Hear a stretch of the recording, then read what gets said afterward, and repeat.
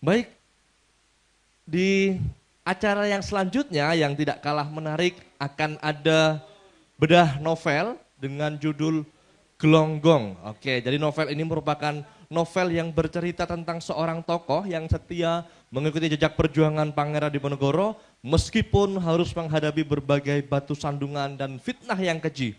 Misi sucinya adalah untuk memulihkan nama baik dan mengembalikan kepercayaan sang pangeran. Novel ini diterbitkan oleh IPB Press, tentunya ditulis oleh penulis handal sastrawan Purworejo Bapak Dr. Junaidi Setiono MPD. Tepuk tangan untuk Bapak Junaidi Setiono, beliau merupakan dosen Universitas Muhammadiyah Purworejo dan beliau merupakan pemenang sayembara menulis novel Dewan Kesenian Jakarta. Dan langsung saja kita akan panggil moderator yang akan membawa kita menyelami gelonggong ini. Kita sambut Mas Mahesya Andi Sanjaya, tepuk tangan.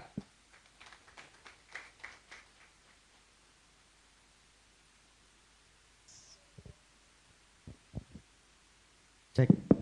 Assalamualaikum warahmatullahi wabarakatuh. Shalom. Om Swastiastu, Namung Buddhaya, salam kebajikan, rahayu rahayu. Salam budaya. Wah. Ini karena saya masih muda ya. Jadi semangatnya masih berapi-api.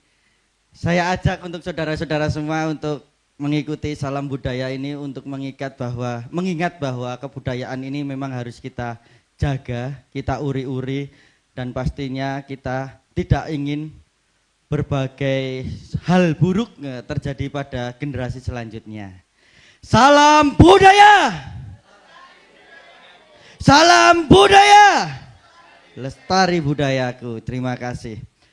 Terima kasih untuk Bapak Ibu, khususnya untuk panitia yang telah menggelar kegiatan ini yang sangat luar biasa. Sekali lagi kita aplaus, tepuk tangan untuk panitia. Jujur saya pribadi sebagai anak muda yang usianya masih 20-an.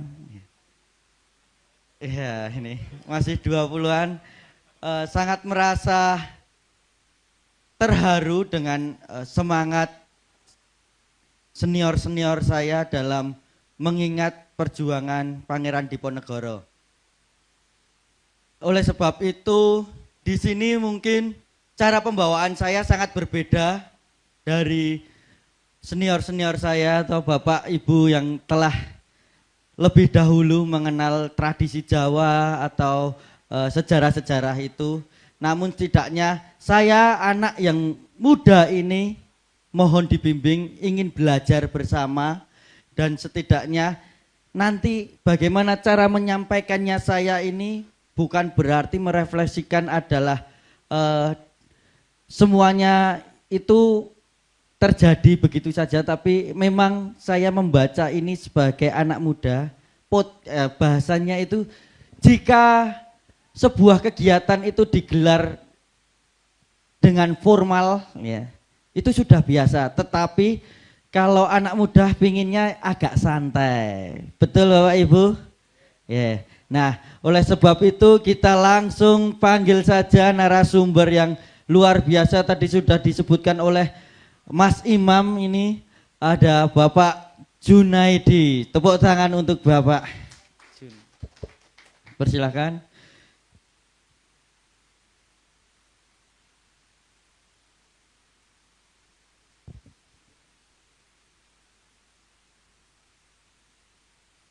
Untuk yang kedua ini juga sahabat saya, wah, ini juga masih muda, ada Mas Bagas.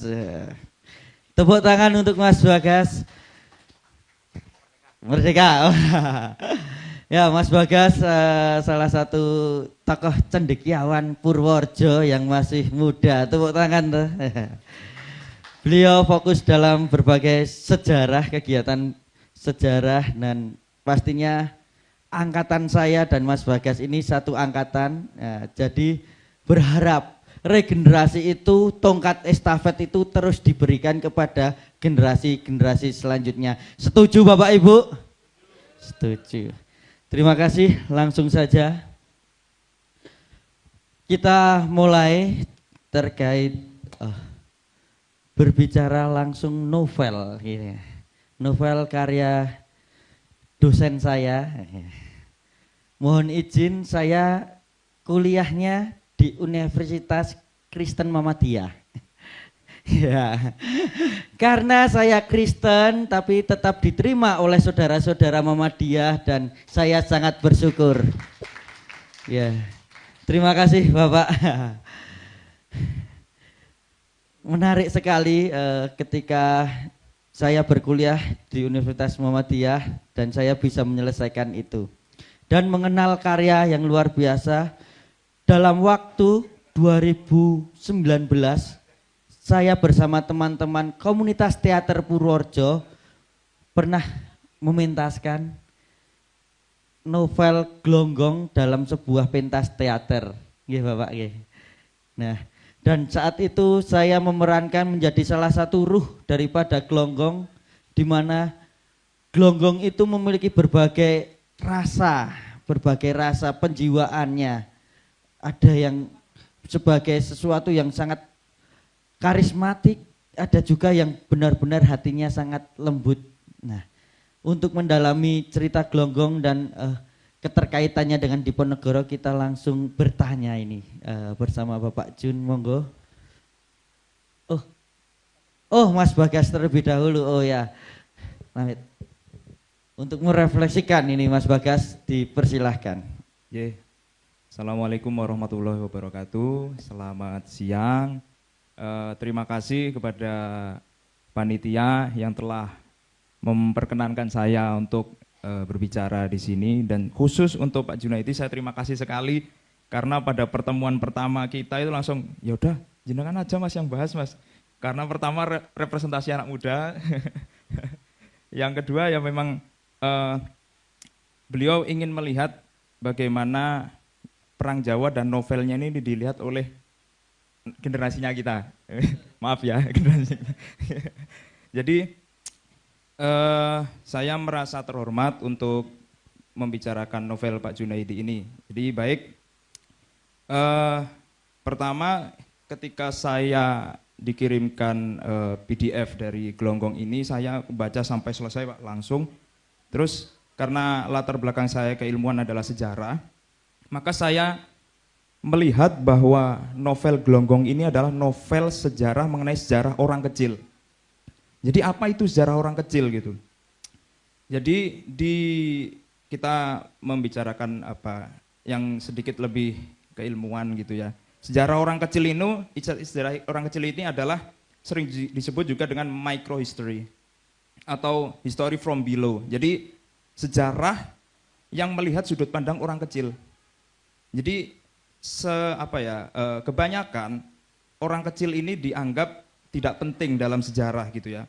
Dalam berbagai macam peristiwa sejarah lah gitu kita katakan, sejarawan bahkan sering lupa bahwa mereka hanya menceritakan tokoh-tokoh besar, peristiwa apapun, peristiwa revolusi misal, kita hanya bercerita mengenai Jenderal Sudirman, Soeharto atau siapapun itu, tapi kurang bisa menceritakan misal kurir-kurir masa revolusi seperti apa, dapur umumnya seperti apa begitu.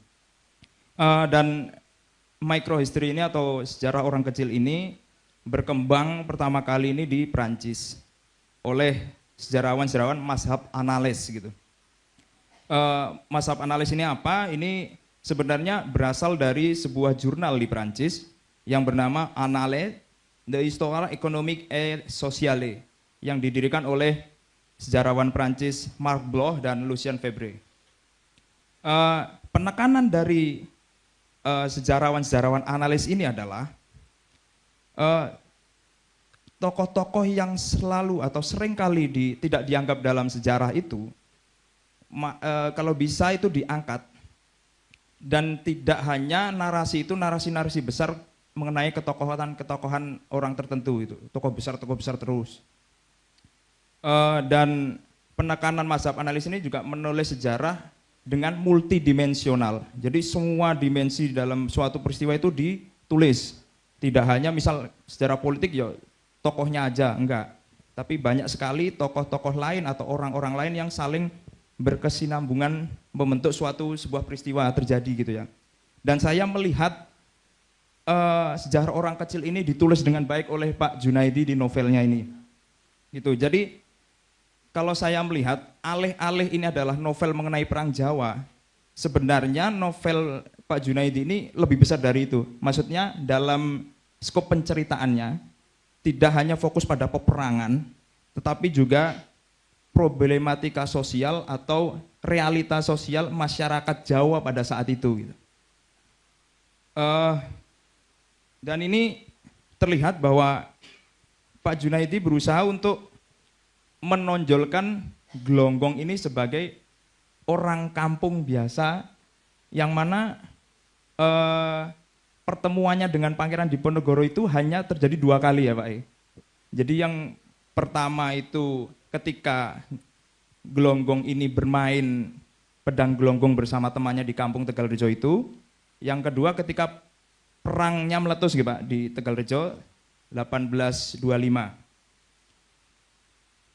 Dan tokoh Glonggong ini hidup diceritakan oleh Pak Junaidi di Tegalrejo. Tapi mungkin bagian kampungnya ya Pak, bukan yang di pusat purinya itu bukan, tapi di kampungnya di Tegalrejo. Dan mengapa dinamai Glonggong ya karena dia itu suka bermain pedang Glonggong. Jadi dari tangkai daun pepaya ya, bernama Glonggong. Dan Glonggong ini hidup di kampung. Jadi sebenarnya kalau bicara nasab, sebenarnya Glonggong ini priayi juga, tetapi dia priayi yang jelata, bangsawan jelata. Saya menyebutnya di sini bangsawan jelata, karena sejak kecil dia tidak mau dipanggil Den, gitu. Terus mainnya dengan orang-orang biasa, masyarakat biasa yang ya keturunan orang biasa lah gitu. Yang menarik adalah meski Glonggong ini bangsawan gitu, tapi dia di sini saya ingin menceritakan bagaimana Pak Jun ini membuat cerita mengenai bangsawan jelata Glonggong ini. Menurut saya sangat menarik. Jadi sebenarnya ayahnya Glonggong ini seorang Jogoboyo dari Bagelen yang ketika pemberontakan Raden Ronggo Prawirodirjo beliau diceritakan hilang gitu. Dan yang pada akhir-akhir itu diketahui bahwa sebenarnya di penjara bukan hilang gitu, masih hidup gitu. Dan ibunya Raden Ayu Hayuningsih. Ya, Raden Ayu kan jelas bangsawan gitu. Tapi ketika ayah Glonggong ini diceritakan hilang, ibunya ini dikawin paksa gitu Pak. Atau dipaksa untuk kawin dengan seorang bangsawan yang namanya Den Mas Wondo gitu. Jadi akibat perkawinan ini tentu Glonggong ini mendapatkan privilege gitu untuk tinggal di rumah dalam gitu, rumah yang besar. Tetapi memang disinilah Pak Jun ini menurut saya bagus sekali menceritakannya. Jadi meskipun Glonggong ini menjadi anak tiri dari Den Mas Wondo yang punya dalam besar itu, tetapi diceritakan bahwa Glonggong ini jarang sekali bertemu dengan Den Mas Wondo. Dan ada episode yang getir terkait dengan hubungan dari Glonggong dan Den Mas Wondo ini, bahwa suatu hari Den Mas Wondo ini menikah lagi gitu. Karena ibu Glonggong ini dianggap gila karena kan setiap hari hanya menembang terus gitu. Sebenarnya menembang itu dalam rangka membunuh kegetiran hati dari ibu Glonggong karena di nikah paksa kan tidak siapa yang suka gitu.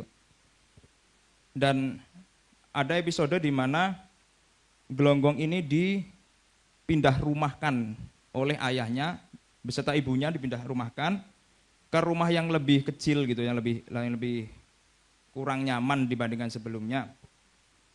Dan di situ saya melihat bahwa Pak Jun ini juga dalam novel ini sangat melek dengan isu-isu perempuan. Jadi bagaimana perempuan ini hanya dipandang sebagai konco wingking gitulah. Karena sosok Denmas Suwondo ini juga apa ya, ketika udah bosan gitu terus dipindah ya, istrinya, terus dia memperistri lagi. Dan kemelekan isu perempuan ini juga saya lihat di episode-episode selanjutnya di novel tersebut. Seperti istri baru dari Denmas Suwondo ini diceritakan justru malah membantu Glonggong, membantu dalam mengusut harta-harta pasukan Diponegoro yang dirampas gitu.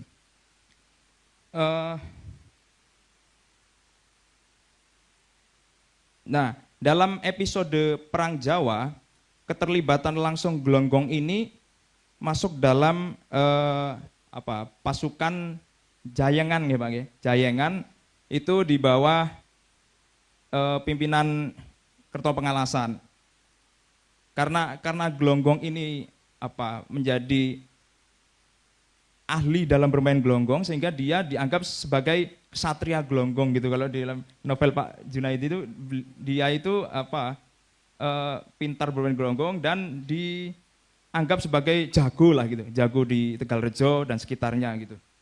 Sehingga ketika Perang Jawa ini meletus, dia dimasukkan dalam resimen Jayengan yang diketuai oleh Kertopengalasan dan dia ditugasi untuk sebagai pengawal transportasi barang sumbangan dari para bangsawan, barang berharga untuk ditukarkan menjadi ransu makanan atau apa gitu ya Pak ya.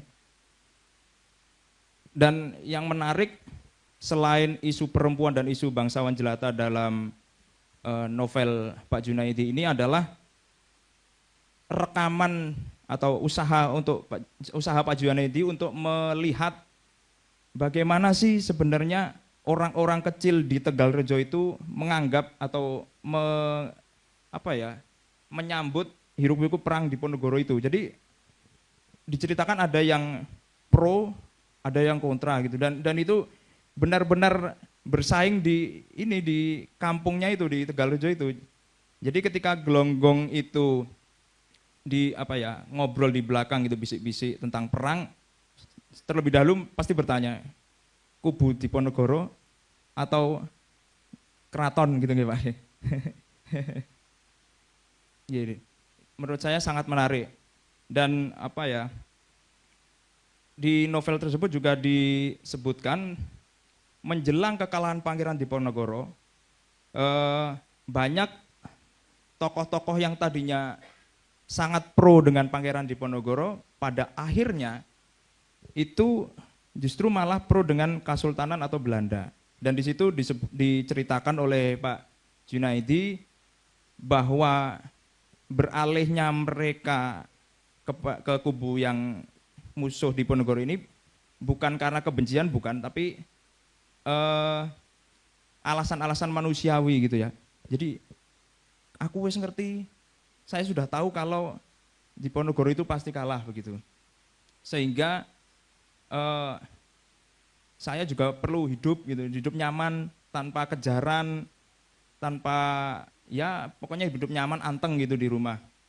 Dan ini menurut saya meski ini novel tapi saya yakin betul bahwa ini terjadi di masa lalu. Jadi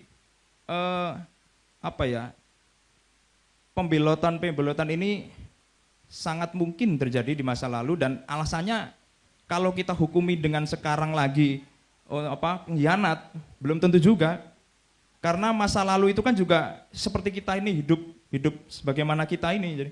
Jadi banyak juga orang yang merasa ya wes lah kita perang juga belum pasti menang atau gimana gitu ya, kita ingin hidup tenang aja, santai gitu. Dan ini menurut saya menarik, refleksi yang sangat menarik yang disajikan oleh Pak Junaidi. Ini saya tanpa mengurangi rasa hormat dengan Pangeran Diponegoro, tapi maksudnya ini dalam konteks sejarah orang kecil, suara-suara mereka ini penting untuk kita coba angkat gitu. Bahwa kita jangan menghukumi dulu bahwa ini pengkhianat, ini apa, tapi coba kita melihat bahwa perspektif orang kecil ini juga berpengaruh terhadap langkah yang mereka lakukan. Gitu. Dan saya pikir, ini terakhir, saya pikir bentuk penyajian sejarah orang kecil ini bisa menjadi inspirasi penulisan sejarah di Kabupaten Purworejo. Karena menurut saya sampai saat ini kalau kita membicarakan sejarah Purworejo ya hari jadi. Selalu begitu. Kita ngomong ke sejarah Purworejo ya kalau nggak Arah Hiwang ya Cokronegoro gitu ya. Itu terus. Tapi kita lupa orang kecilnya di mana gitu. Ketika membicarakan sejarah Purworejo yang dibicarakan itu terus orang kecilnya di mana? Karena ketika saya riset tesis itu di Purworejo ini sebenarnya era-era tanam paksa gitu. Ini penghasil indigo atau nila terbesar kedua di Jawa setelah Cirebon. Dan itu tidak pernah kita tahu cerita itu gitu. Dan di Purworejo juga menjadi produsen ikan kering gitu. Karena kita punya rawa yang sangat besar yang sekarang sudah tidak ada di daerah Gerabak sana, namanya Rawa Wawar gitu ya. Di arsip itu ada. Dan Pak Anu udah kuntur gitu. Oh masih. Kalau bisa kan ini arsip-arsip ini bisa diambil dari Jakarta gitu Pak, dia kan gitu. Iya. Soalnya penting sekali informasi mengenai masyarakat Purworejo saat itu gitu. Jadi kita pernah punya rawa besar di sekitar Gerabak. Itu yang mana itu rawa itu menjadi denyut nadi perekonomian masyarakat Purworejo saat itu gitu. Ada yang bikin ikan kering, ada yang bikin terasi karena katanya di sana banyak udangnya dulu gitu. Terus ya sejarah Purworejo ini kalau belum ditulis memang harus segera ditulis dan menurut saya perlu untuk menyertakan perspektif orang kecil ini tadi. Ya itu aja, terima kasih. Tepuk tangan untuk Mas Bagas, wah, luar biasa. Sangat mendalam ini Mas Bagas bisa merefleksikan sederhana. Mungkin Bapak Ibu juga belum membaca bukunya, bisa mendapatkannya, bisa membeli. Kita dukung penulis-penulis lokal Purworejo yang sudah mendunia ini, karyanya sudah sampai luar negeri. Tepuk tangan untuk Pak Jun. Sedikit Mas Bagas, karena bicara tentang kita sebagai anak muda, jujur ini menjadi koreksi kita bersama bahwasanya jika Kabupaten Purworejo sering menggelar kegiatan kebudayaan. Wah, ini untuk pemerintah Kabupaten Purworejo. Namun terakhir yang saya lihat di Pantai Jatimalang, kebudayaan apa yang diusung di sana, konteks seperti yang tadi disampaikan oleh Mas Bagas, cerita rakyat apa yang ada di sana ternyata tidak terbaca oleh kita. Ini menjadi refleksi untuk kita bahwa tidak sekedar bicara tentang sebuah proyek event, kegiatan pemerintah, tapi libatkanlah tokoh-tokoh seperti Mas Bagas, Pak Jun dan tokoh-tokoh lainnya. Nah, ini menjadi koreksi bersama bahwasannya wong cilik ya, kekuatan masyarakat. Kalau katanya Pak Angko ini rakyat adalah tuanku ya, merdeka ya. Seperti itu sangat butuh apresiasi. Nah, dari Pak Jun ini, Glonggong ini, kita akan melihat lebih dalam lagi khususnya untuk era saat ini maupun bagaimana Pak Jun cara kreatifnya memunculkan ini Pak Jun. Proses kreatifnya ini seperti apa agar kita semua juga bisa melihat bahwa kebijakan-kebijakan pemerintah saat ini pun bisa ditarik dari sebuah cerita rakyat, sebuah cerita rakyat kecil. Monggo Pak Jun, matur nuwun. Assalamualaikum warahmatullahi wabarakatuh. Alhamdulillah wa syukurillah, la haula wa la quwata illa billah. Para rawuh kakung miwah putri ingkang dahat kinurmatan, mongkok rawuh sing manah kula panjenengan sedaya rawuh wonten ing mriki papan, matur sembah nuwun. Salajengipun keparenga kula matur ngagem basa Indonesia nggih. Nyun pangapunten. Bapak Ibu, terima kasih sudah hadir pada acara ini.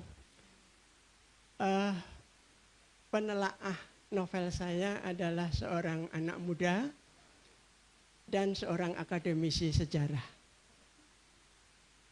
Apa yang sudah disampaikan saya setuju dan ini mengingatkan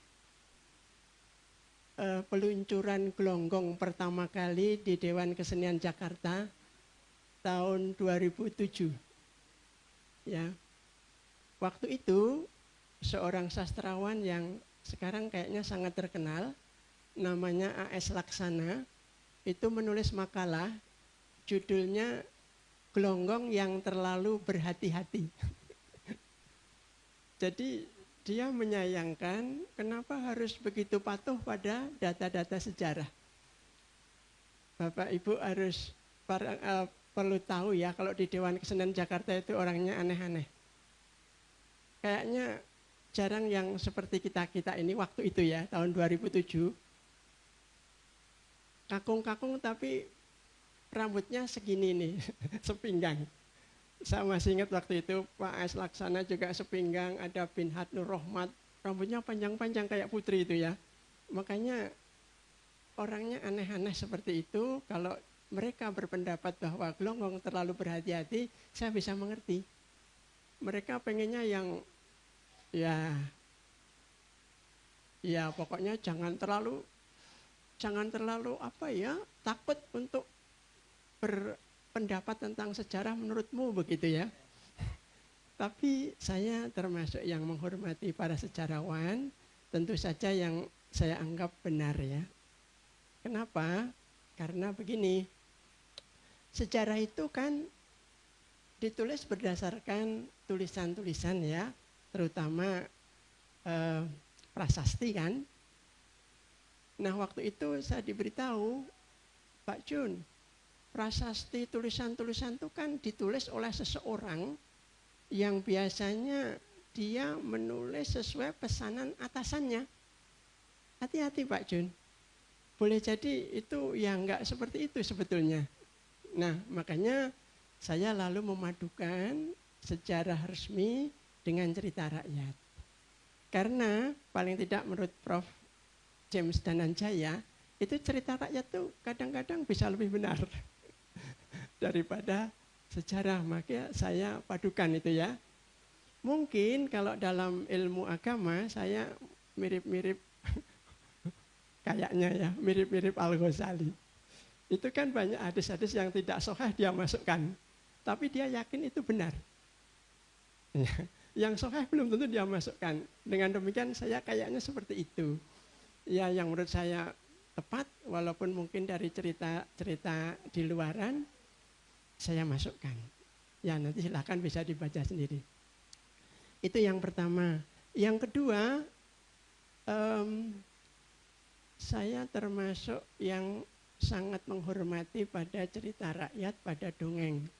Makanya gelonggong saya persembahkan untuk ibu saya itu ya. Buat Hartini ibuku yang selalu saban hari mendongengiku. Ya, saya persembahkan untuk ibu saya yang tidak hampir kayaknya tiap hari mendongengi saya waktu saya kecil itu ya.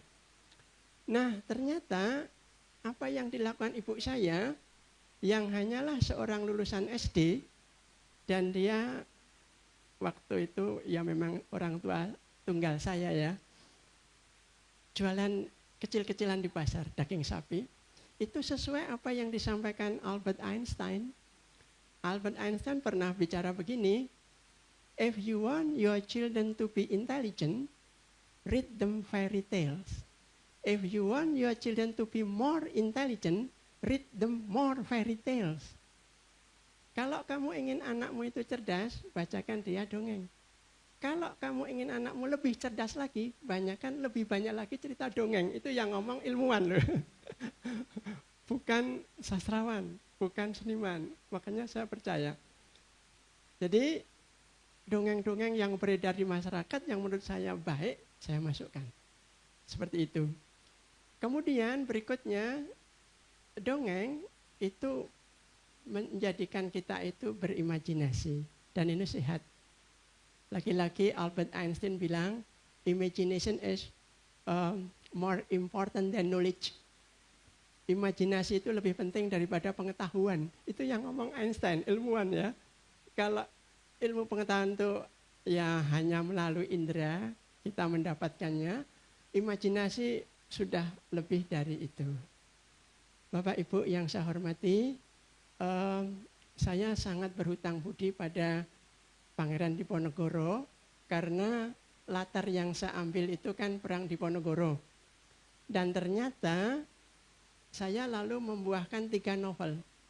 Yang pertama Glonggong, itu gara-gara menurut saya ya, gara-gara itu berlatar Pangeran Diponegoro, itu memenangi lomba atau sayembara menulis Dewan Kesenian Jakarta tahun 2006. Ya, kemudian itu juga menjadi finalis Katulistila Literary Award. Karena banyak yang tertarik, saya menuliskan berikutnya. Kalau Glonggong itu saya memfokuskan pada seperti yang disampaikan Pak Tip tadi ya, penyerangan Puri Tegalrejo dan penangkapan Pangeran Diponegoro. Yang berikutnya judulnya Arum Dalu, saya fokus pada perselisihan antara Diponegoro dan Kiai Mojo. Itu juga masuk ke dalam nomine Katulistiwa Literary Award tahun 2010. Nah, yang paling beruntung mungkin yang berikutnya, Dasamuka, itu saya fokus pada saat-saat menjelang meletusnya Pangeran Diponegoro. Dimulai dari penyerbuan tentara Inggris ke keraton. Ya, itu kayaknya gara-gara itu juga itu perang Diponegoro meletus. Saya fokus ke situ, maka tokohnya orang Edinburgh sana, orang Scotland. Nah, yang ini mungkin yang paling beruntung karena selain menang di Dewan Kesenian Jakarta, ini saya kirim ke lomba itu gara-gara ditolak sama penerbit. Jadi penerbit memberitahu saya, terlalu rumit Pak Jun, saya nggak berani menerbitkan. Udahlah, saya perbaiki dikit, saya kirim ke sayembara menulis novel Dewan Kesenian Jakarta. Di sana dimenangkan. Ya sudah. Nah, salah satu jurinya, Profesor Maneke Budiman, itu ternyata orang kepercayaan penerbit Amerika. Nah, waktu penerbit Amerika itu tanya sama dia, ini tahun ini, 2016 waktu itu, novel siapa yang mau kita terbitkan? Coba dihubungi aja, Junaidi itu Purworejo, saya ditelepon dari Amerika. Diminta naskah novel saya untuk diterjemahkan, kemudian diterbitkan. Sekarang sudah beredar di Amerika dan Kanada. Ini juga gara-gara latar perang Diponegoro. Tadi disampaikan sama Mas Bagas bahwa saya menulis tentang rakyat kecil. Memang betul, Pangeran Diponegoro cuma hadir sekali-sekali. Mungkin secara tidak sadar saya terkesan sama novel-novel yang pernah saya baca. Atau film-film yang pernah saya tonton. Misalnya, film Ben-Hur, itu Jesus Christ hanya muncul sekali-sekali kan, tapi sangat mengesankan. Lalu mungkin novel yang pernah saya baca itu The Day of the Jackal. Ada filmnya juga ya, pembunuhan Presiden de Gaulle. Itu juga sekali-sekali dimunculkan presidennya, tapi menurut saya sangat mengesankan itu. Saya lebih suka pada orang-orang kecil karena di situ banyak hal-hal yang lebih bersifat pribadi-pribadi. Saya setuju dengan pendapat William Faulkner bahwa I'm not interested in idea. Ini pemenang hadiah Nobel sastra ya. I'm not interested in idea. I'm interested in people. Saya lebih tertarik pada orang-orang dengan berbagai macam kelakuannya kira-kira gitu ya. Makanya saya lebih ke situ. Bapak Ibu yang saya hormati, saya menanggapi apa yang disampaikan Mas Bagas tidak akan banyak-banyak karena tadi berdasarkan pengamatan saya ternyata para hadirin itu juga memiliki pandangan-pandangan yang luar biasa luas ya, seimbanglah dengan Pak Tip tadi ya. sangat melengkapi Pak Tip itu. Dengan demikian mungkin saya cukupkan aja. Barangkali nanti dari para hadirin ada yang ingin memberikan pandangan-pandangan. Saya kira itu Mas, saya cukupkan. Wassalamualaikum warahmatullahi wabarakatuh. Cek. Ya, sekali lagi tepuk tangan untuk Pak Jun. Ya, luar biasa. Sangat terharu ya kita, Mas Bagas, kita sebagai anak muda. Udah apa ini? Ya, mohon maaf obrolan ini karena konsep kedua adalah obrolan anak muda. Memang pertanyaannya anak muda mau apa ini setelah mengetahui ada karya-karya luar biasa, ada gelonggong, ada sejarah Pangeran Diponegoro. Ini anak muda mau apa ini Mas Bagas? Nah, melihat itu semua, silahkan Bapak Ibu boleh bertanya langsung kepada Pak Jun. Nah, sebelumnya kita juga apresiasi untuk teman-teman Perupa Kabupaten Purworejo yang telah melukis ya, performing art di sebelah, tepuk tangan. Ya, ada Pak Edi luar biasa mengapresiasi benar-benar kegiatan kebudayaan ini. Ya, siap. Buat Bapak Ibu jika ingin bertanya dipersilahkan kepada Pak Jun maupun Mas Bagas yang nantinya langkah apa ke depan saya dan teman-teman saya sebagai anak muda berkegiatan di Kabupaten Purworejo. Monggo dipersilahkan.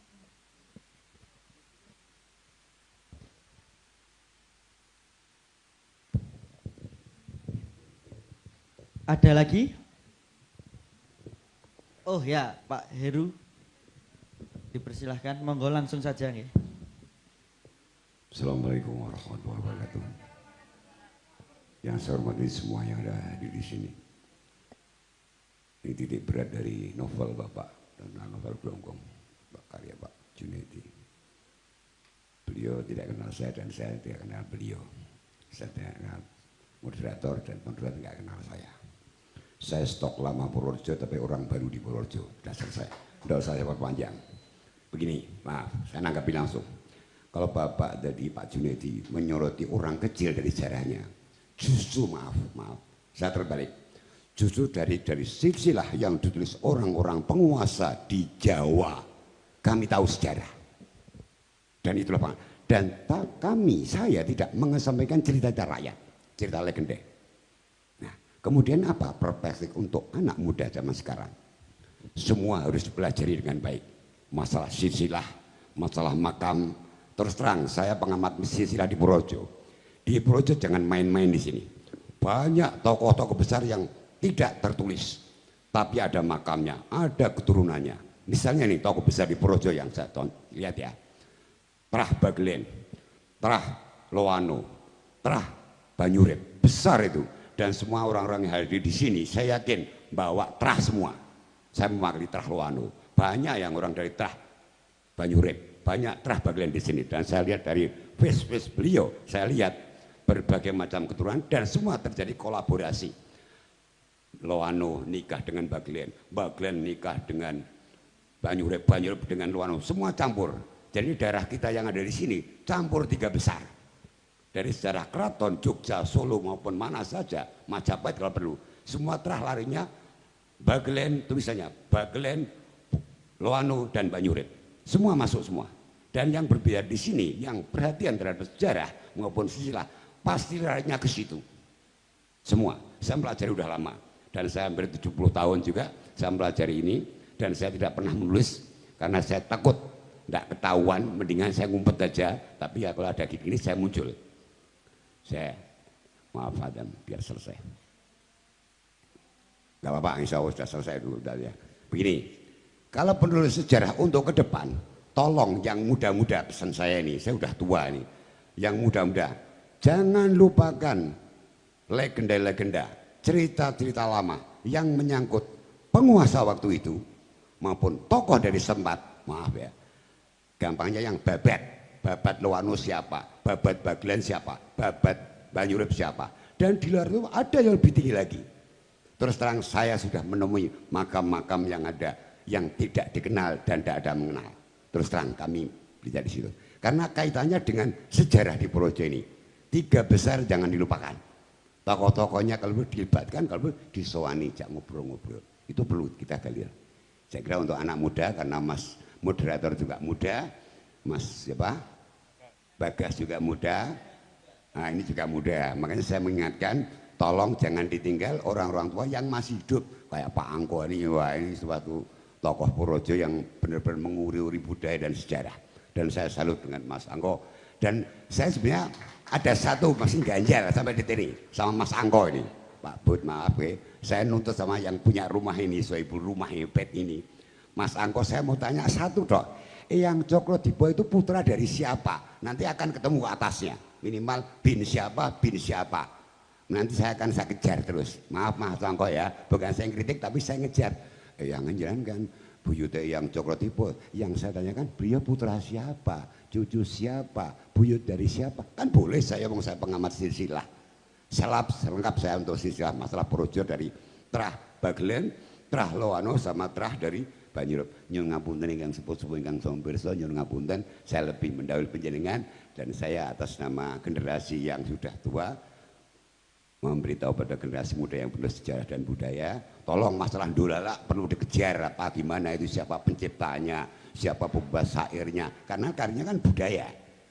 Apa itu ndolala, apa itu angguk yang sudah lari di Wates atau Kulon Progo itu, padahal angguk dulu zaman kecil di sini namanya angguk dan ada ndolala. Kenapa sekarang angguk kok diambil di IY, di sini ditinggal ndolala? Padahal sejak kecil saya melihat mesti angguk, bukan ndolala. Ndolala ada, angguk ada. Saya kira ini termasuk perpindahan budaya yang kita tidak tahu rahasia di mana, siapa penciptanya. Tolong ini juga digali. Saya kira dari saya apabila ada kekurangan, non sewu mewakili Trah Loano, Trah Bagelen dan Trah Banjurip, apabila ada kesalahan dari saya mohon maaf. Sekali lagi, Assalamualaikum warahmatullahi wabarakatuh. Terima kasih Bapak.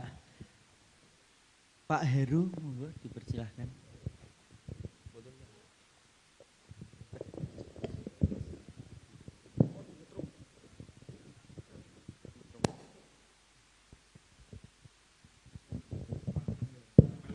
Assalamualaikum warahmatullahi wabarakatuh. Nggih para miyarsa ingkang rawuh wonten mriki, kula badhe bahas novel glonggongipun Mas Junaidi. Mas Junaidi menika novel glonggongipun nalika tesih dados naskah niku pun kula waca niku nggih. Tingali nggih. Ketika nalika badhe dipun saembaraken niku nggih dadi. Tapi ini kula mboten pantun bahas ki apik apa elek wonten pantun kula niku saya baca wonten mawon. Alhamdulillah pikantuk juara ya. Salajengipun novel Glonggong sampun diteliti, kula teliti nggih pun nate lajeng anak kula kagem tesis S2 niku UNS nggih neliti dari segi stilistik ya, stilistik. Menawi kula mencantumkan wonten latar belakang masalah wonten disertasi itu. Amargi disertasi kula menika budaya priayi dalam novel Indonesia. Nah, salah satunya adalah novelnya Mas Junaidi menika nggih, untuk latar belakang masalah, lajeng novel Aswindo, novelipun Muammar Khayyam. Mas Junaidi menika tokoh Glonggong menika kula inget novelipun Pramudiana Tatur. Kok tokoh Glondong karakteripun hampir sama dengan Mingke itu jadinya, hampir sama gitu. Anak priayi tetapi menika srawungipun kalian kawula alit. Lajeng jauh dengan ayahnya juga ya, jadi jauh dengan ayahnya yang Bupati. Pertama itu ya. Kedua tokoh Glonggong nggih Mas Junaidi menika piyambak nggih saged ya, jadi dari sejarahipun latar belakang nalika tesih anak-anak aduh kisah menika lah kula nate diceritani ngoten oh ini kok seperti cerita diri sendiri kemudian direfleksikan ke Pramudia, kemudian itu dapat inspirasi dari Pramudiana Tatur, kemudian juga dapat inspirasi dari antropolog yang dari Eropa naik kapalnya, naik kapal ten Jawa itu kan ada ceritanya antropolog, saya lupa namanya gitu loh. Saya punya bukunya tapi karena dipinjam orang cuma belum sempat saya baca, itu pernah beli itu. Ceritanya pun antropolog dari Eropa lajeng wonten Jawa, nah kepanggih pejabat-pejabat, lajeng jurnalis dan sebagainya. Novel Glonggong menika Glonggong lah sebetulnya kaitanipun kali generasi muda miderek pemanggih kula Glonggong itu bergantung SDM-nya kan nggih. Kan Glonggong menika kan menika gagang nggih, gagang kates gandul menawi cara menika. Gagang kates tetapi bisa untuk senjata. Nah, sebetulnya kan the man behind the gun ya, jadi kalau dalam Inggris itu. Jadi apapun bergantung dari orangnya. Nah, Glonggong berarti bisa simbol semangat ya. Seperti Pangeran Diponegoro itu keris yang digunakan untuk perang itu sebenarnya semacam kalau sekarang itu mungkin tongkat komando itu ya jadi. Nah, dengan semangatnya kepemimpinannya itu kemudian bisa menimbulkan kesaktian itu ya. Artinya bisa menimbulkan kemenangan ya, Glonggong. Kados dene bambu rincing menika semangat semangat. Kados makaten. Amargi Eropa gadah teknik persenjataan yang lebih lengkap daripada Indonesia menika. Nah, kita yang Glonggong itu hanya dengan senjata Glonggong itu saja bisa menangan, bisa sakti ya. Nah, karena memang dari semangat orangnya itu nggih. Nah, semangat orangnya itu bisa menimbulkan karisma. Kados dene pusaka menika sebetulnya pusaka itu sebetulnya mungkin tidak ada apa-apanya tapi memang bergantung orangnya kan ngoten nggih. Itu. Bergantung ketakwaan orangnya, bergantung menika anggenipun prihatos nggih menika. Nah, makaten Mbak bilih nggih, novel Glonggong mengandung ajaran Jawi ingkang kathah sampun nate kula bahas nggih wonten penelitian wonten seminar PIPSI 21 mboten kelentu menika. Plus minusnya ajaran Jawa dalam novel Glonggong. Nah, saged dipun klik wonten Google wonten ya. Salajengipun mbok bilih Mas Junaidi novel-novelipun sanesipun nggih wonten kaitanipun nggih kalian novel Glonggong nggih salajengipun ingkang trilogi nggih.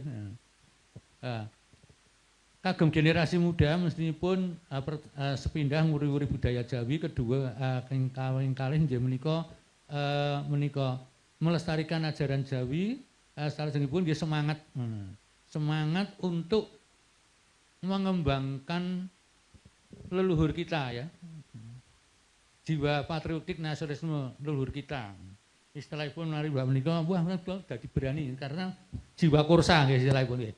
Untuk sekarang itu namanya jiwa kursa itu ya jadi terah-terah yang punya leluhur-leluhur yang begitu karismatis itu tentunya punya darah kursa itu ya. Nah itu perlu dikembangkan. Ya.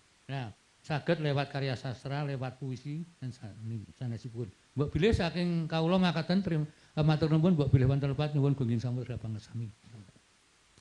Ya, terima kasih untuk Pak Heru tepuk tangannya. Ya.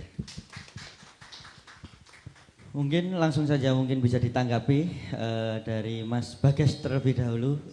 Oh baik. Mas Bagas tadi mungkin dari Bapak terkait terah-terah yang ada di Purworejo, bagaimana kita menyikapi sebagai anak muda? Karena saya sendiri Bapak mohon izin, saya asli Pandegluwih Bapak. Wah, tanah di rumah saya itu kalau melompat itu langsung dapurnya tetangga Pak. Karena sudah padat penduduk, urbanisasi udah muncul di sana, jadi tanya saya terahnya siapa, saya juga kadang sudah tidak bisa membaca itu karena kawin cerai keluarga itu menjadi sebuah peristiwa juga untuk kehidupan manusia. Nah, jadi saya juga tidak bisa menyombongkan hal tersebut, konteksnya dalam artian terah saya itu. Monggo Mas Bagas, bagaimana orang-orang seperti saya Bapak mohon izin anak muda yang kehilangan terah. Nah, matur nuwun. Baik, terima kasih. Ini sebenarnya diingatkan oleh Pak Yusuf, saya sangat terima kasih bahwa kita jangan melupakan tokoh-tokoh besar yang ada di Purworejo. Ya betul, saya sepakat. Tapi esensi dari penulisan sejarah orang kecil ini, menurut pemahaman saya adalah mengisi ruang-ruang kosong di mana sejarah-sejarah yang besar-besar itu belum tulis gitu. Kita tahu cerita tentang Sultan Agung, tentang Nyai Bagelen, tapi kita jarang tahu orang-orang kecil di masa itu seperti apa. Nah itu loh. Jadi penekanan sejarah orang kecil bahwa orang kecil itu juga punya sejarah itu sebenarnya ruang-ruang kosong yang tidak diceritakan itu Pak sebenarnya. Begitu. Dan apa ya, kalau peran tadi yang disebutkan oleh Mas Andi, peran kita sebagai anak muda dalam nguri-uri sejarah Kabupaten Purworejo, saya itu sama kayak Bapak suka ziarah Pak. Saya setiap malam Jumat Kliwon itu saya ke Kota Gede Pak, ke makam itu jam 12 malam itu. Selalu itu. Saya suka ziarah. Dan saya juga suka melacak silsilah keluarga sampai ke atas, sampai yang saya bisa ketahui itu saya lacak itu sampai ke keturunan ke-10 saya tahu Pak. Dan apa ya, menurut saya anak muda mulai saat ini perlu untuk melakukan itu, karena kalau saya berusaha untuk melacak sejarah keluarga gitu, sama saya cerita sama teman-teman muda saya itu, gue ngopo, itu pertanyaannya cuma satu itu, kurang kerjaan. Tapi saya sendiri merasa bahwa ya penting untuk mengetahui siapa dari mana saya berasal dan siapa leluhur saya, itu penting sekali. Dan saya sepakat dengan Pak Yusuf bahwa ya kita perlu juga, bukan perlu juga, kita perlu untuk selalu menguri-uri para pendahulu kita, para tokoh-tokoh besar yang telah membangun Purworejo begitu. Monggo Pak. Terima kasih Pak Yusuf. Saya mengajar di UMP lama ya, udah sejak tahun 97. Nah itu sering banget saya melihat mahasiswa saya itu ada tambahan di depan nama itu, kalau enggak Raden, Raden Roro. Saya termasuk yang tertarik untuk itu, makanya sering saya ngobrol sama mereka ya. Mbak, namanya pakai Raden Roro itu, ini gimana Mbak sejarahnya? Oh saya resmi Pak, saya ada sertifikatnya. Wah dia sangat bersemangat, lalu ditunjukkan sertifikatnya. Kalau enggak salah tulisan bahasa Jawa, ada yang tanda tangan, kalau enggak salah Pak Sultan, kalau enggak salah itu. Saya nggak bisa baca ya, tapi ini Pak saya resmi, urut-urutannya begini. Ada juga mahasiswa saya yang pakai Raden gitu, lalu saya tanya, Mas ini Raden itu sejarahnya gimana Mas? Pak Jun, ini satu-satunya kebanggaan kami Pak Jun, makanya tetap kami tulis. Kami sekarang seluruh keluarga kami, bahkan sampai kakek nenek, semua udah jatuh miskin Pak Jun. Udah nggak ada yang bisa dibanggakan. Ya hanya ini kebanggaan kami. Kami juga ingin kembalilah. Ini mungkin kira-kira begitu ya. Terah itu ada banyak positifnya. Ibu saya, kami juga sama hidup sengsara. Makanya kalau Pak Heru mengatakan itu gelonggong ada kaitannya dengan sejarah hidup saya, mungkin benar. Karena Pak Heru itu selalu mengatakan Pak Jun itu jekso ini, ajak ngerkoso. Maka tetap kurus gitu ya. Mungkin. Nah ibu saya itu kalau saya ya melakukan hal-hal yang kurang baik, dia kadang bilang, Jun ojo lali mbahmu ki Raden Haji loh. Kira-kira gitu. Kowe ora kena sembarangan, kowe ora kena mirang-mirang ki. Nah makanya bagi saya terah itu banyak positifnya. Namun demikian, saya jadi ingat orang hidup di dunia itu kan ada istilahnya cokro manggilingan. Yang sekarang kita anggap tidak punya terah, misalnya kayak Mas Andi, itu suatu siapa tahu sebetulnya punya, tapi karena tadi itu kan cokro manggilingan. Karena saya termasuk yang percaya semua manusia itu berasal dari terah yang hebat, Nabi Adam kan. Ya kalau sekarang ada yang istilahnya apa ya, keteleyek. Itu hanya cokro manggilingan saja, kita hormati. Dan menurut saya namanya priayi, namanya terah baik itu karena keterpelajarannya, SDM-nya. Ya, menurut saya begitu. Makanya apa yang disampaikan Pak Heru betul, walaupun hanya bersenjatakan gelonggong yang rapuh, kalau SDM-nya bagus, senjata yang rapuh itu akan bisa untuk bertahan. Kira-kira begitu ya. Mudah-mudahan bisa menjawab. Ngoten. Nuwun.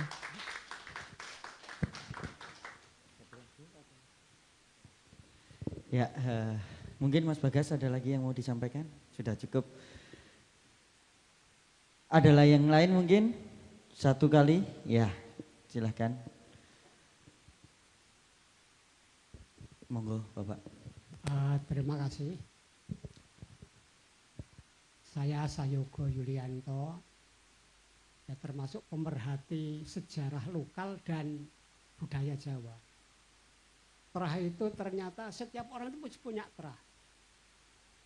Dan itu jati diri masing-masing. Jadi mengenal terah itu artinya mengenal jati diri. Terus dan kemanfaatannya itu dari segi sosiologis ada, dari sisi historis ada, jelas dari sisi ekonomis pun ada. Jejaring. Ampun, atas kalau kita bicara sejarah itu merupakan salah satu tanda atau ayat kekuasaan Allah. Ada 4 ya. Ayat qauliyah itu yang Quran as-sunnah itu.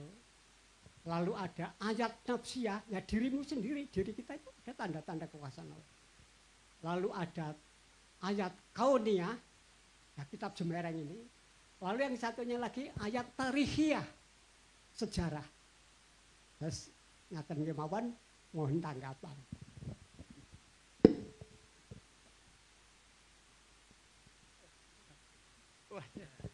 Mas Bagas, agama Pak Jun wae. Pak Jun. Ini Pak Yoga itu sering main ke kampus dan mencari saya. Lalu kita bicara panjang lebar tentang itu, nggih. Terus Pak, jadi ayat kauniyah ini saya kok malah maaf ya lebih tertarik dengan ayat kauniyah.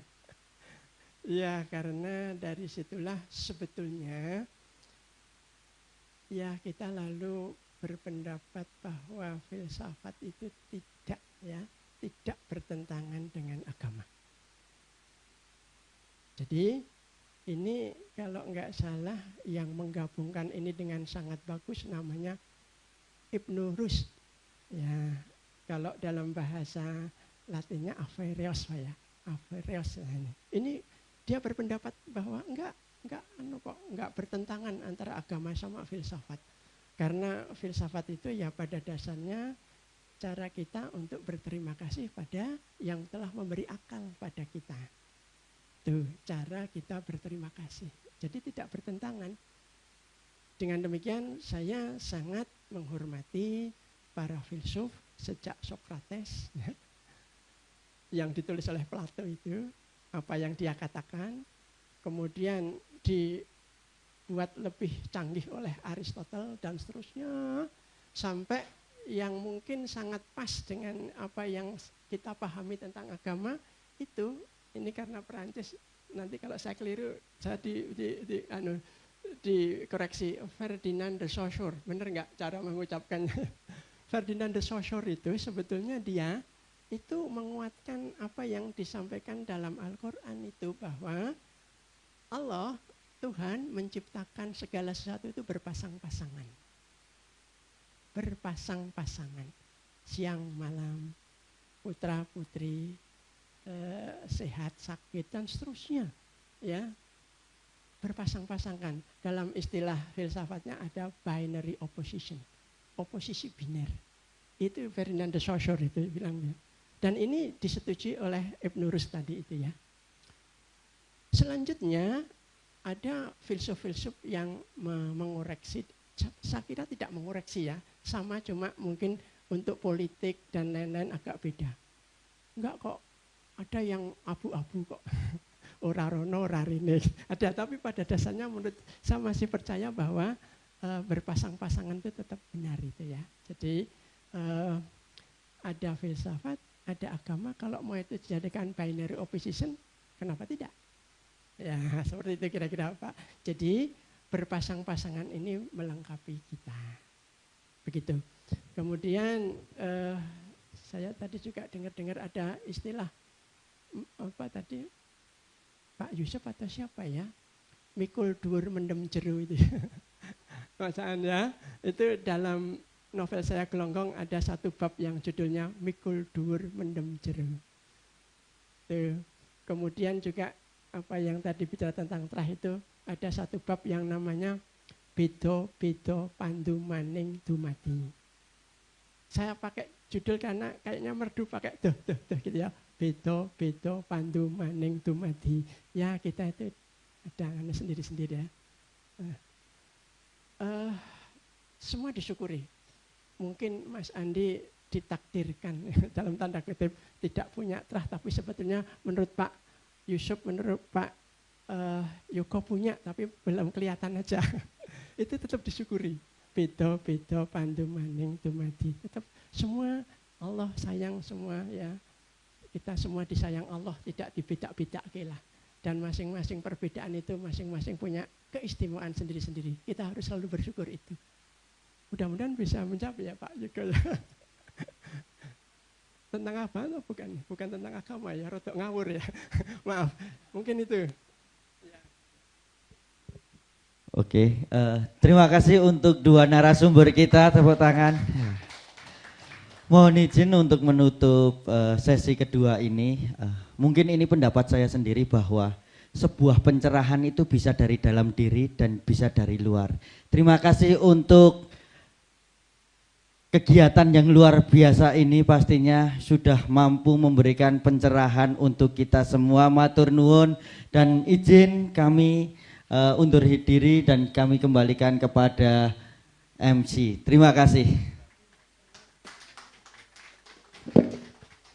Baik, terima kasih banyak. Kita beri aplaus yang paling meriah untuk sesi kedua ini, Pak Junedi Stiono, Mas Bagas, dan Mas Mahesya Andi Sanjaya. Kita beri tepuk tangan yang paling meriah Ibu Bapak. Oke.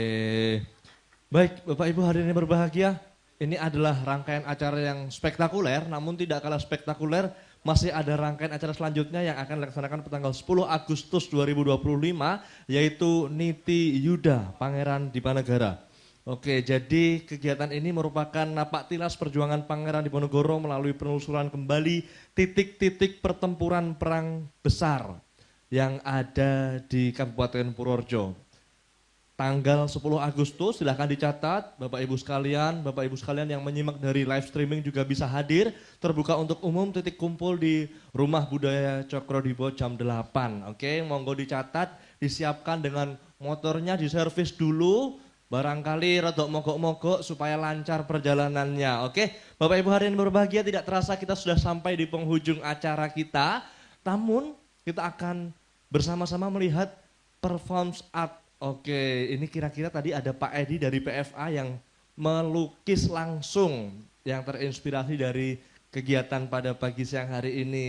Jadi nanti lukisan ini akan diserahkan dari rekan-rekan PFA kepada Pak Angko Setiarso Widodo. Mungkin Pak Edi bisa bergabung ke depan untuk sedikit menceritakan bagaimana dan apa latar belakang lukisan yang dilukis pada kesempatan pagi siang hari ini. Oke.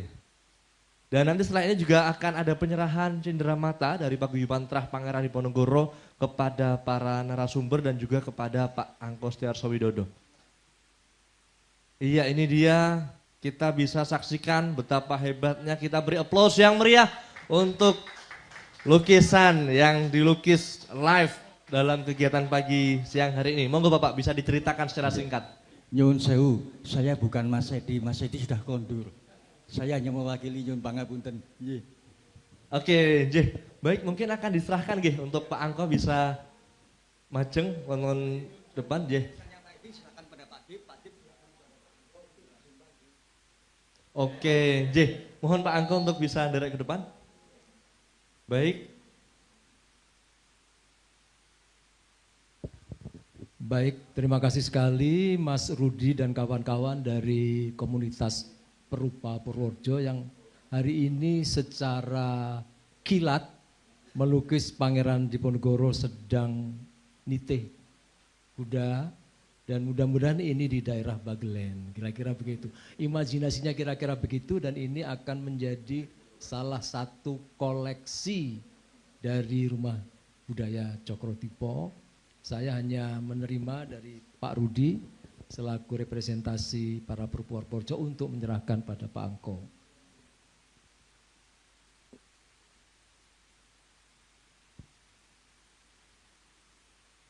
Baik, kita beri aplaus yang meriah untuk lukisan yang luar biasa ini.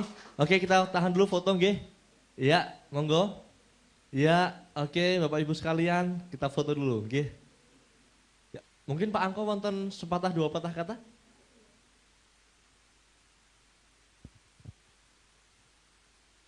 Kami atas nama ingkang kagungan dalem mriki, tentu saya mengucapkan terima kasih.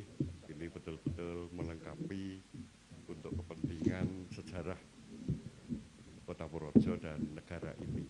Mudah-mudahan ini bermanfaat untuk kita semua, agar nanti keluarga kita semua bisa ikut merasakan kenikmatan hidup di Indonesia. Matur nuwun. Kalau mau wonten ingkang anu nggih nyuwun pirsa nuwun sewu, kami terah Cokro-Dipo ki nemu nang ndi ngoten ta? Nggih. Nuwun sewu menika wonten kekancinganipun Mas, monggo pun aturaken menika sederek ingkang saking Ombol ingkang kagungan kekancingan. Nek kula niki benik niki mboten iso cukup berarti. Monggo Mas, beliau keluarga kami yang dari monggo pun sampaiaken. Assalamualaikum warahmatullahi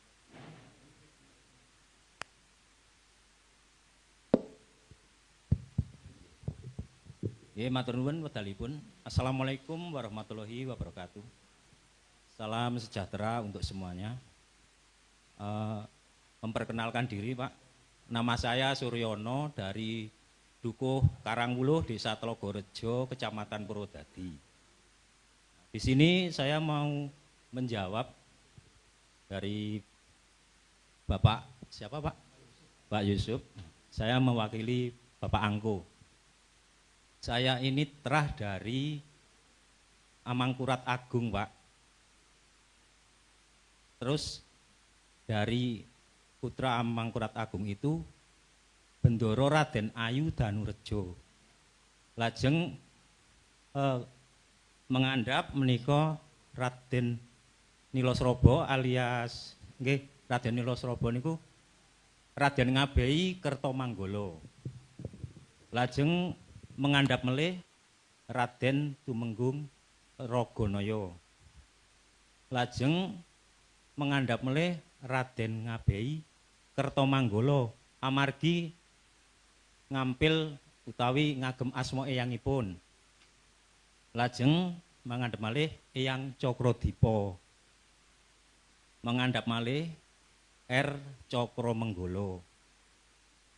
Lajeng R Cokrowirya. Lajeng Simbah Rejeb Kasanwirana. Mengandhap malih R Cokromursa menika bapa kula. Lajeng kula piyambak, lajeng anak kula nggih sampun kula suwunaken serat kekancingan darah dalem ingkang asma Nimas Cahyani. Mekaten ingkang saged kawula aturaken. Matur nuwun. Wassalamualaikum warahmatullahi wabarakatuh. Baik, bertahan Pak Angko, akan ada penyerahan cenderamata dari Paguyuban Trah Pangeran Diponegoro yang akan disampaikan oleh Bapak Suryo Putro SE kepada Pak Angko Setiarso Widodo, Pak Sudibjo, Pak Junaidi. Oke, didampingi oleh Ibu Puri Hanindya untuk bisa membantu. Monggo Bapak Pak Jun, aturan majeng.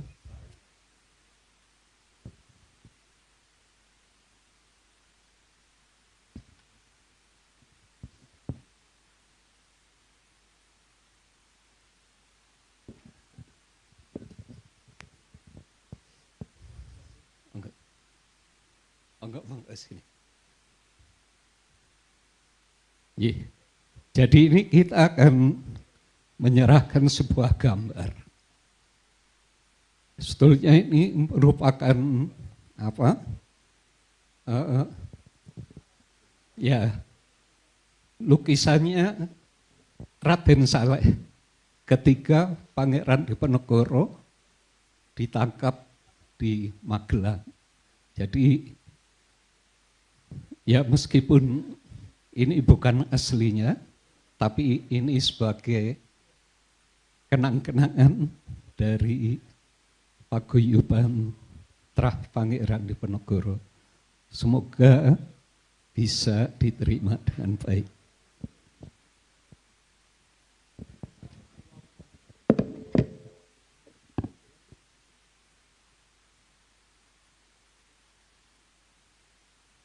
Baik, kepada Pak Angko Setiarso Widodo, tepuk tangan untuk penyerahan cenderamata ini, Bapak Ibu. Baik, selanjutnya kepada Bapak Sudipyo. Kita beri aplaus yang meriah untuk penyerahan ini.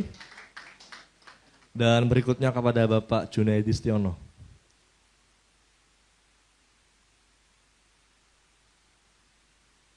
Tepuk tangan.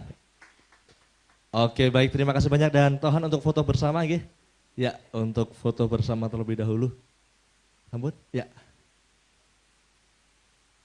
Oh, dereng nggih. Oke, dereng, ya.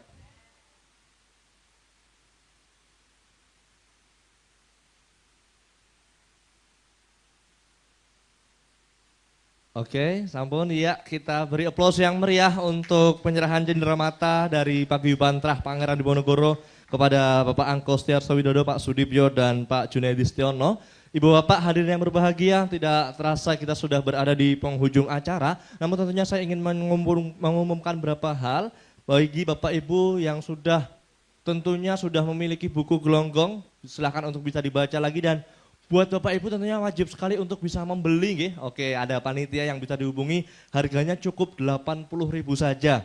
Karena edisinya terbatas, nanti Bapak Ibu bisa juga membeli melalui marketplace atau di online. Bapak Ibu hadirin yang berbahagia, tentunya acara pada pagi siang hari ini terselenggara dengan luar biasa atas prakarsa dari Rumah Budaya Cokrodipo dengan dukungan berbagai pihak, para seniman, budayawan, dan pemerhati sejarah Kabupaten Purworejo. Dan juga dengan dukungan dari Dinas Pendidikan dan Kebudayaan Kabupaten Purworejo, Dinas Perpustakaan dan Kearsipan Kabupaten Purworejo, Dinas Komunikasi, Informatika, Statistik dan Persandian Kabupaten Purworejo, PDAM Tirta Perwitasari Kabupaten Purworejo, Paguyuban Trah Pangeran Diponegoro atau Patra Padi, Jurnal Lelana Indonesia, Teras Seniku, Harpi Melati Kabupaten Purworejo, Nidens, dan media partner Pituruh News, Galeri Seni Purworejo, Bagelen Channel, Sorot Purworejo, dan tentunya disiarkan langsung YouTube Pemerintah Kabupaten Purworejo.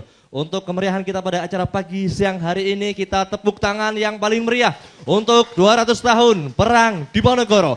Salam budaya! Luar biasa, dan tentunya kita sudah ada di penghujung acara. Saya membawa